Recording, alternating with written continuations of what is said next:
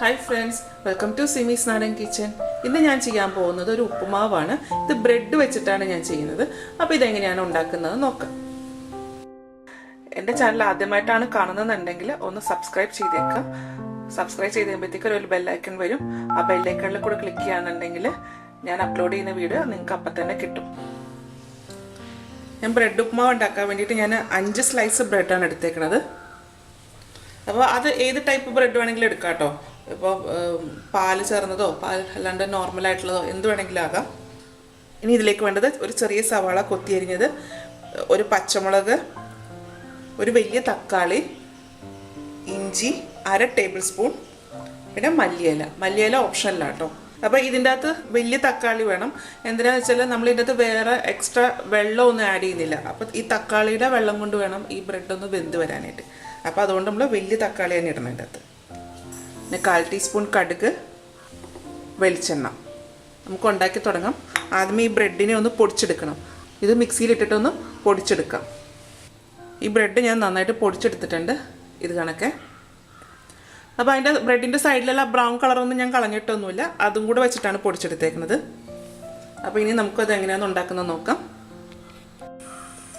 ഞാനൊരു തവ ചൂടാക്കാൻ വെച്ചിട്ടുണ്ട്. ഇതിലേക്ക് 2 ടേബിൾ സ്പൂൺ വെളിച്ചെണ്ണ ഒഴിക്കാം. ഈ ബ്രെഡ് ഉപ്പുമാവ് ഉണ്ടാക്കാൻ വേണ്ടിയിട്ട് നമുക്ക് വെളിച്ചെണ്ണ തന്നെ വേണം നിർബന്ധമൊന്നുമില്ല. നമുക്ക് ഇതിൻ്റെ അകത്ത് സൺഫ്ലവർ ഓയിലോ അല്ലെങ്കിൽ ഒലിവ് ഓയിൽ അതൊക്കെ ഉപയോഗിക്കാം കേട്ടോ. എണ്ണ ചൂടായിട്ടുണ്ട്. ഇതിലേക്ക് കടുക്,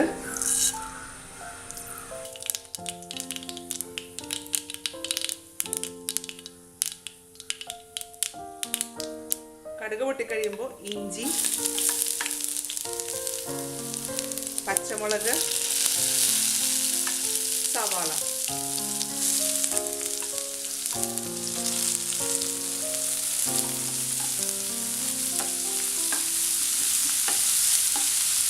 ഇതൊന്ന് സവാള നല്ല സോഫ്റ്റ് ആയിട്ട് വരണം. ഇതിൻ്റെ അകത്ത് നമുക്ക് വെജിറ്റബിൾസ് ഒക്കെ വേണമെങ്കിൽ ആഡ് ചെയ്യാം കേട്ടോ. നമ്മൾ ക്യാരറ്റ്, ബീൻസ്, ഗ്രീൻ പീസ് അതൊക്കെ ആഡ് ചെയ്യാം. പക്ഷേ അത് നമ്മൾ സെപ്പറേറ്റ് ആയിട്ട് ഉപ്പിട്ട് വേവിച്ചതിന് ശേഷം വേണം ഇതിൻ്റെ അകത്ത് ചേർക്കാനായിട്ട്. എന്താ വെച്ചാൽ നമ്മൾ ഇതിൻ്റെ അകത്ത് വെള്ളം ഒഴിക്കുന്നില്ല. ഇതിൻ്റെ അകത്ത് നമ്മൾ സാധാരണ ഉപ്പുമാവ് ഉണ്ടാക്കുമ്പോൾ നമ്മൾ വെള്ളം ഒഴിച്ചിട്ടല്ലേ റവ വേവിച്ചെടുക്കുന്നത്. ഇതിൽ നമ്മൾ വെള്ളമൊന്നും ചേർക്കുന്നില്ല. അപ്പോൾ അതുകൊണ്ട് നമ്മൾ പച്ചക്കറി ചേർക്കുമ്പോൾ അതും സെപ്പറേറ്റ് ആയിട്ട് വേവിച്ചിട്ട് ചേർക്കാം. അതുപോലെ നമ്മൾ കടുക് പൊട്ടിച്ചതിന് ശേഷം കശുവണ്ടിയൊക്കെ ഉണ്ടെങ്കിൽ അത് നമുക്കൊന്ന് റോസ്റ്റ് ചെയ്തെടുക്കാം.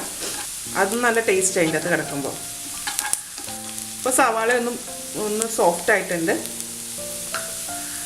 ഞാനിതിലേക്ക് ചേർക്കുന്നത് ഉപ്പാണ്. ഉപ്പിട്ട ശേഷം ഒന്നുകൂടെ മിക്സ് ചെയ്യാം. ഇനി ഇതിലേക്ക് പൊടിച്ചു വെച്ചിരിക്കുന്ന ബ്രെഡ് ചേർക്കാം.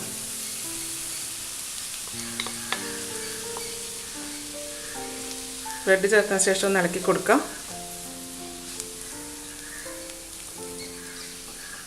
അതായത് ഇട്ടപ്പോൾ തന്നെ നല്ലൊരു മയം വന്ന് തുടങ്ങി അതിനകത്തേക്ക്, ആ എണ്ണയൊക്കെ ഉള്ളതുകൊണ്ട്.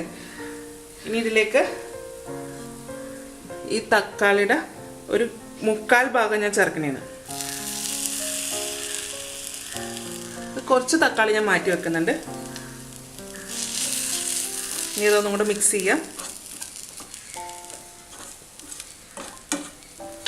അപ്പം പച്ചക്കറി ചേർക്കണമെന്ന് ഞാൻ പറഞ്ഞില്ലേ. അപ്പോൾ പച്ചക്കറി നമ്മൾ ഈ സ്റ്റേജിലാണ് കേട്ടോ വേവിച്ച പച്ചക്കറി ചേർക്കുന്നത്.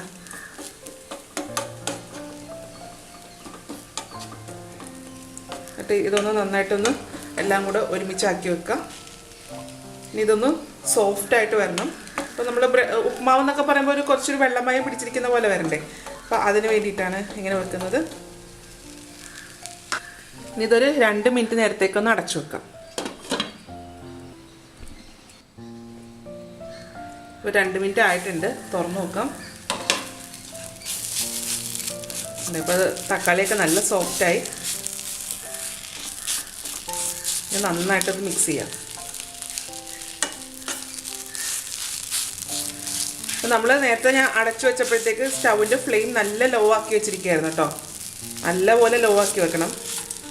ഇത് നന്നായിട്ട് ആ തക്കാളി ഒന്ന് ഉടച്ച് ഇതിലേക്ക് ചേർക്കണം.